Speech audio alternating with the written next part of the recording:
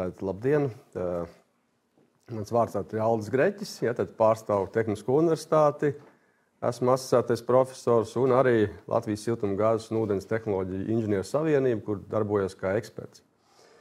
Tātad, runājot par apkuras sistēmām, protams, svarīgākās lietas, protams, ir energoefektivitātes pasākumi. Ko tad mēs varam uzlabot, kā samazināt enerģiju, bet nevajag aizmirst arī, protams, par uzskaiti. Uzskaite, tā ir viena no svarīgākām lietām, jo mēs jau cenšamies pēc būtības mazāk tērēt, tāpēc, ka mēs arī mazāk par to maksājam, un jo mazāk maksājam, jo tad mēs, protams, esam laimīgāki. Un jo vairāk varam ietaupīt, vairāk naudas ietaupīt, līdz ar to mēs varam vairāk arī lielākus energoefektivitātes pasākumus arī realizēt. Diemžēl tā situācija nav tik laba, kā izskatās, jo, ja mēs paskatāmies, kad mājas tika būvētas, mums bija tādi saucamie centrālie siltuma punkti, kur bija viens skaitītājs uz 10 mājām un vairāk, un mēs visu dalījām uz kvadrātmetriem. Tagad mēs esam iemācījušies, ka katrā ēkā, katrā siltummezglā mums ir savs skaitītājs, bet princips ir tāds pats, tāds līdzīgi kā kolhozā, ka mēs visu dalām uz kvadrātmetriem. Neatkarīgi no tā, vai es tur logus vaļā, vai man ir 25 grādi vai 17 grādi, es tāpatās visi maksā vienādi. Un to var, protams, ļoti smuki arī redzēt augšējos stāvos, ja ir viencauļu sistēma augšējā sadala, tad parasti cilvēks iziet šortos, apmierināts ar dzīvi, un viņam var stāstīt, ka vajag mainīt sistēmu, uzlabot, viņam tas neinteresē. Jo tāpatās pa vidu kopā jau par to visu samaksā visa ēka. Ja?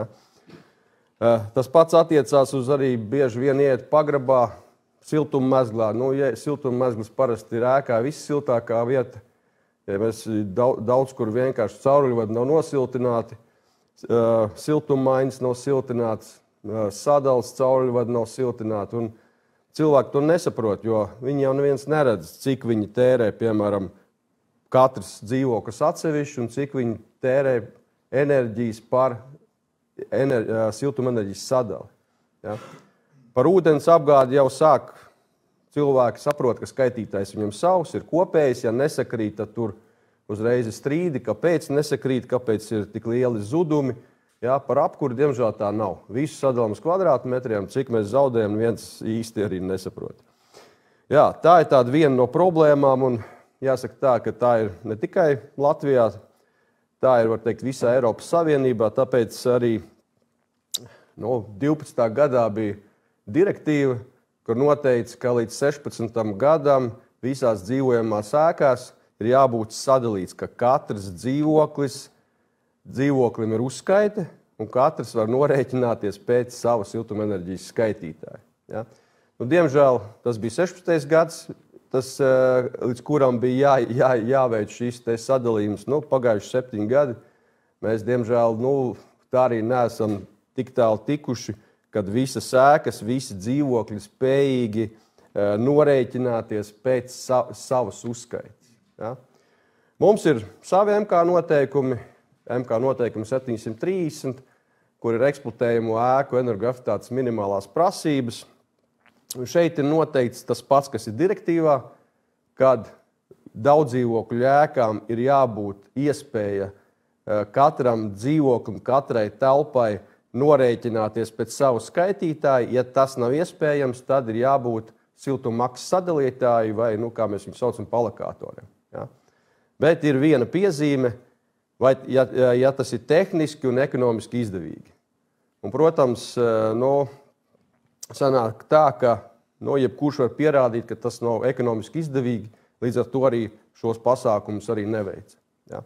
Kaut gan, jāsaka tā, pēdējos gadus, ir īpaši pagājuši gadu, kad siltumenerģijas cenas pakāpās 2 un 3 reizes augstākas, tad šis pieprasījums uz siltumenerģijas maksas sadalīšanu arvien vairāk pieaug. Ir dažas pilsētas, piemēram, Jelgava, kur ir tik liels pieprasījums, kad apsaimniekotājs pat nespēja visas ēkas uzreiz aprīkot ar šādu sistēmu. Ja? Tā kā es ceru, ka progress tuvākajos gados obligāti būs. Un tas ir, es domāju, pašsaprotami un energoefektivitātes pasākumu veicinoši, ka mēs varam paši regulēt sistēmu, paši uzskaitīt un sekot principā līdz arī, cik tad mēs galu galā tērējam. Ja? Jo bieži vien cilvēki nezin, cik viņi tērē. Viņi tik redz, dārgi maksājumi, bet cik tērē, neviens nezin. Lūk, tātad tehniski, ja mums ir viensauļa apkures sistēma, skaidrs, ka mēs nevaram uzlikt skaitītājus uz dzīvokli atsevišķi, bet, ja mēs runājam par siltummaksas sadalītājiem, tā saucamiem alokatoriem, tad, principā, mēs varam uzlikt uz jebkuru radiatoru. Ja? Tikai, vienmēr jāatcerās, ka te ir divas lietas. Tad viens ir regulēšana, tad mums ir nepieciešami termoregulātori, lai mēs varētu regulēt šo te siltuma enerģiju, un otrs, protams, uzskaiti. Ja, tad vai nu mums ir skaitītājs vai alokators. Ja, un bieži vien ir tā situācija, kad, ja mēs runājam par ekonomiskiem aspektiem, tad ar to nepietiek, ka mēs uzliekam tikai alokators. Bieži vien ir jāmaina visa sistēma. Ja, jo sistēma mums ir bieži vien, kur ir 60, 70 gadus veca, tā ir aizaugusi, ja, nav sabalansēta, un ja mums ir, var teikt, neefektīva sistēma, tad var būt situācijas, ka kaut kur daļa maksā lielu naudu, ja, par to, ka viņš apkurina visu ēku, ja, bet citiem atkal vienkārši siltuma enerģijas daudzums vienkārši nepienāk. Viņš var regulēt, termoregulātoru regulēt vairāk, mazāk, bet viņam vienkārši līdz viņam neaiziet siltumnesējs. Tāpēc skaidrs, ka, ja mēs runājam par uzskaiti, tad jādomā arī par to, kā mēs savadam kārtībā visu šo te apkures sistēmas. Bet kopumā tās iespējas ir, ja ir tie, kas veic ēkas atjaunošanu, tad, protams, viens no tādiem svarīgākām lietām ir apkures sistēmas nomaiņa un arī, protams, uzskaiti. Ja, tad šeit ir iespēja gan skaitītāji, gan, protams, arī izmantot šos te alokatorus. Tā pieredze dažāda. Ja paskatās, piemēram, Liepāju, tad pārsvarā iet uz šo te divcaruļu sistēmu, horizontālo sistēmu, kur liek skaitītājus, tad katram dzīvoklim savu uzskaita. Un tas ir savs pluss. Īpaši tas bija pagājuši gadu, kad siltuma enerģijas cena bija diezgan augsta, un cilvēkiem nevajadzēja tur iet, tur vienoties, vienkārši katrs dzīvoklis pieņēma lēmumu, jā, viņš dzīvo pie pazeminātas temperatūras, vai kāds tur bišķiņu to temperatūru varbūt vajag augstāku. Šeit katrs var, principā, regulēt tā, kā viņš grib. Ja? Bet, neaizmirstiet, ka, protams, pamatā jābūt termoregulātoram, ar kuru tad mēs šo te enerģiju samazinām. Tātad par ekonomiskiem aprēķiniem. Ir attiecīgi 730 MK noteikumi arī nosaka, ka šo te ekonomisko aprēķinu modeli ir izstrādāts arī tāds Excel aprēķins, kur var aprēķināt attiecīgi, vai mums ir izdevīgi uzstādīt šo te vai siltuma enerģijas skaitītājs, vai siltummaksas sadalītājs, vai tas mums ekonomiski atmaksājās. Ja, tātad, šis pats tas aprēķina modulis diezgan vienkārši. Ja, tad šeit mēs savadām visus datus par savu ēku. Ja, tad gads, platība, kas ir svarīgi enerģijas patēriņš. Ja, tad enerģijas patēriņu cenšas tā, ja ir 5 gadi pēdējie, tas ir ļoti labi, jo tad jūs varat redzēt šo te vidējo rādītāju. Ja. Otra lieta ir enerģijas ietaupījums. Par enerģijas ietaupījumu, te visi ļoti vienkārši. Pēc būtības jau skaidrs, ka mēs uzliekam kaut kādu uzskaites līdzekli, tad viņš nav tieši energoefektivitātes pasākums. Ja, bet, ko rāda pētījumi un iespējas, tad, ja cilvēkiem ir uzlikta sistēma, kuru viņš var regulēt, protams, viņš to dara. Un ja ir patēriņš, piemēram, 150, 160 kWh kvadrātmetru gadā, tad tur stabili jau ir pētījumi, kad ir ietaupījums 20%. Ja? Ja ir mazāks patēriņš zem 150, tad tiek pieņemts 15%, ja zem 100, tad ir 10%. Ja? Tas ir tās vērtības, kas ir pieņemts balstoties uz dažādiem pētījumiem. Bet jebkurā gadījumā, protams, var veikt paši savus aprēķinus. Un te ir jāsaprot to, ka jo mazāk jūs tērējat enerģijas, ja, jo, protams, mazāk procentu jūs varat ietaupīt uz regulēšanu. Tas tā kā pašsaprotam. Ja. Ja ēka tērē 60, 70 kWh kvadrātmetru gadā, tad bieži vien tas ietaupījums var būt ļoti mazs, citreiz pat vispār nebūs. Bet vienalga, jāsaka tā, ka ja cilvēks kaut vai iet uz darbu un viņam ir iespēja šo temperatūru samazināt pa 3, pa 4 grādi, tas ir ļoti liels ietaupījums. Ja, tad katrs grāds mums dod 4 līdz pat 5%. Ja, tad jūs varat 20% ietaupīt, piemēram, 4 vai 5 stundas, kamēr jūs neesat mājās. Ja, tāpat arī nakts periodā var pa kādu grādu šo temperatūru samazināt. Tā kā, šīs sistēma, protams, kopā uzskaita plus regulēšana, protams, kaut kādu ietaupījumu attiecīgi mums dod. Par izmaksām. Par izmaksām arī šeit ļoti svarīgi, ko mēs šais izmaksās liekam. Vai ja mums ir veca sistēma skaidrs, tad mēs mainām visu sistēmu un tās izmaksas, protams, būs daudz augstākas. Ja, vai arī mēs liekam tikai šo jau alokātoru izmaksas ar eksploatācijas izmaksām, jo jārēķinās, ka kādam tie dati būs jāsavāc, kaut kādu programmatūru vajadzēs. Ja, tad, protams, var šo ielikt tikai šīs izmaksas.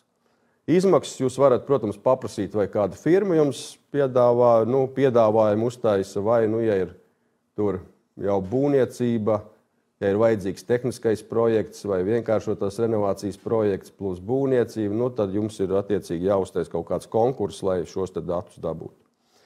Lūk, un gala rezultātā mēs iegūstam šos ekonomiskos aprēķinus, cik gados mums attiecīgi atmaksājās. Šīs piemērs ir diezgan tāds labs, jo tur NPV tad mums rēķināts pie 5 gadiem, un var teikt, iekšējās peļņas normas sastāv kaut kāds 7%. Tas ir ļoti izdevīgi. Bet skaidrs, ka katrai ēkai šīs aprēķins būs citāds, jo gan no šī enerģijas daudzuma, gan ietaupītā, gan arī, protams, no izmaksām. Tas ir viena daļa. Ja mēs tiekam beidzot līdz tai galvenai lietai un cilvēki tomēr nolēma šādu sistēmu uzstādīt, tad nevajag aizmirst, ka jūs nevarat vienkārši uzlikt skaitītājus vai šo siltuma maksas sadalītājus un pa viņiem aizmirst. Tad jābūt obligāti metodikai. Jo, diemžēl, ir viena svarīga lieta, tas, ka neviens nav atrisinājis to, ka siltums par ēku staigā. Ja, piemēram, vienā dzīvoklī kāds uztur 25 grādus un blakus ir 17 grādu, skaidrs, ka starp sienām šis siltums aiziet tur, kur ir vēsāks un piesilda jau blakus dzīvokļus. Tāpēc ir obligāti jābūt metodikai. Metodika mums nosaka ir MK noteikumi 524. Tad kārtība, kādā veidā mēs veicam šo uzskaiti un aprēķinu. Un ir tieši arī 2 pamatpielikumi. Viens ir saistīts, kur mēs izmantojam siltumenerģijas skaitītājus, un otrs jau šos siltuma maksas sadalītājus. Tad principā alokātors. Kas ir tās galvenās lietas, ko nevajag aizmirst? Tad pirmais ir tas, ka vislabāk šī uzskaites sistēma strādā tad, kad ārā ir augsts. -10, -15, tad tas nozīmē, ka visa sistēma strādā un visi kaut ko patērē. Tad ir tā, ka saskaņā ar šiem MK noteikumiem jūs varat izmantot sistēmu, ka 80% iet pēc skaitītājiem vai alokātoriem, 20% tiek dalīts uz visiem dzīvokļiem uz kvadrātmetriem. Tā saucamās koplietošanas telpas. Tikko paliek mums ārā siltāk, tad sākās bišķi problēmas. Ja? Tad vienā dzīvoklī tur var būt vairāk saules, vienam varbūt tur siltāk, viens varbūt ir darbā, viņš varbūt vispār neieslēdz šo te savu sistēmu. Un tas nozīmē, ka ja, piemēram, ārā ir +5, +7, varbūt situācija, ka viens tagad ieslēdz šo te savu sistēmu, pagriež termoregulātoru vairāk, un skaidrs, ka viņš sāk piesildīt arī visus pārējos. Tāpēc, jo siltāk, jo mazāku daļu mēs sadalām uz skaitītājiem un uz šiem siltummaksas sadalītājiem. Ja tad, piemēram, ja ir ārā +5 un vairāk, tad 30% mēs dalām uz šiem skaitītājiem, 70% jau uz kopīpašumu visus kvadrātmetriem dalām. Ja? Šī, ne visiem viņi patīk šī sistēma, bet diemžēl tā tas ir, ja, ka jūs, nevarat ignorēt ārgaisa temperatūru un izveidot, ka visu laiku, piemēram, skaitītājiem jūs dalat visu tikai pēc skaitītājiem. Tad šī sistēma īsti nestrādās, ja, jo būs situācijas, kad pie +7, +8 grādi kāds cilvēks samaksās pa visu ēku. Un tās izmaksas, protams, būs diezgan lielas. Vēl ir tā pieļaujamās atšķirības siltumenerģijas sadalījums starp dzīvokļiem, ir tāds procentālais sadalījums, ja? Bet šos procentālos sadalījumu drīz no MK noteikumiem ņems ārā, jo tur ir bišķi problēmas, ja mēs pielīdzinām, piemēram, 16 vai 12%, lai atšķirības starp, kur lielākais teiksim tā, kur visvairāk patērē un mazāk, tā atšķirība ir tik maziņa, ka tam skaitītājiem vairs nav jēgas. Ja, tāpēc šīs sadalījums jau tiek saskaņots, principā viņš tiks izņemts ārā. Tā, un otra lieta, kas jums arī jāatcerās, tas, ka jūs nevarat ignorēt to, ka skaidrs, ka vidējos dzīvokļos vienmēr būs siltāk, jo viņus piesilda arī malējie dzīvokļi. Un tie, kas ir gala dzīvokļos, vai kur atrodas pirmā vai augšējā stāvā, tad skaidrs, ka tur patēriņš būs lielāks. Līdz ar to mēs varam arī metodiku pieļaut izmantot dažādus koeficientus. Tad šie visi koeficienti ir kā palīgs, kurus varat izmantot, bet jūs arī, protams, varat pieņemt ekspertu, kas jums sarēķina. Ja, jo šo sistēmu var izmantot gan jau jaunbūvēm, atjaunojamām ēkām un, protams, arī esošām ēkām, kuras nav veikti nekādas siltināšanas darbi. Ja? Līdz ar to šie koeficienti paliek ar vien svarīgāk. Idejiski tas izskatās apmēram šādi, ka mēs skatāmies, piemēram, ēku un redzam, ka ir kaut kādas šīs sarkanās daļas, kur patērē daudz vairāk nekā pārējie vidējie dzīvokļi. Ja? Skaidrs, ka ir vidējie dzīvokļi vienmēr patērēs mazāk. Un tad, kad mēs izvērtējam jau pašu ēku, tad mēs redzam, ka problēmas ar cokolu daļu, tad cokols nav siltināts, problēmas ar jau, kuri parasti ir ziemeļu rietumu daļa, ārsienas, jo tajās saule iespīd mazāk, sevišķi ziemas laikā, līdz ar to skaidrs, ka galējie dzīvokļi, kas ir ziemeļu pusē, patērēs vairāk. Ja?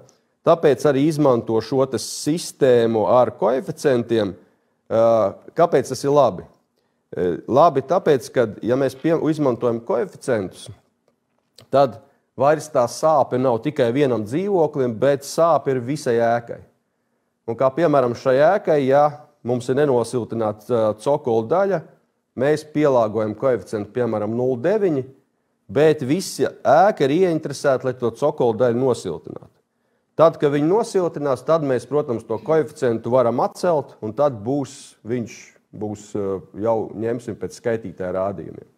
Jā, ziemeļu pusi mēs nevaram nekādīgi ietekmēt, jā, tad tur skaidrs kaut kādu koeficientu var arī atstāt, bet pārējās lietas, piemēram, nosiltina jumtu, vēl kaut ko, tad visa ēka ir ieinteresēta, visa ēkas iedzīvotāji, lai šo ēku savada kārtībā. Viņam interesi vienmēr būs balsot par to, lai viņu savada kārtībā, jo būs mazāk jāmaksā, plus mazāk būs arī piemēroti koeficienti, un arī līdz ar to viņš mazāks par to maksās. Ja, un tas ir viņa galvenais motīvs, ja, ka viņš mazāk maksā par šo te apkures daļu. Nu, lūk, un šai ēkai arī tiek pielāgoti koeficienti. Ja, tad šeit ir pieņemts lēmums, ja tad ir virs pagraba un neapkurināmām telpām 0,9, stūra 0,85, pa vidu, protams, vieninieks, un stūrī ir 0,9. Tas ir piemērots. Ja. Bet šeit, protams, tos koeficientus var pārskatīt. Ja, tad pārskatīt, pārēķināt. Tā kā tās iespējas diezgan ir daudz un dažādas. Ok, labi, paldies jums par uzmanību.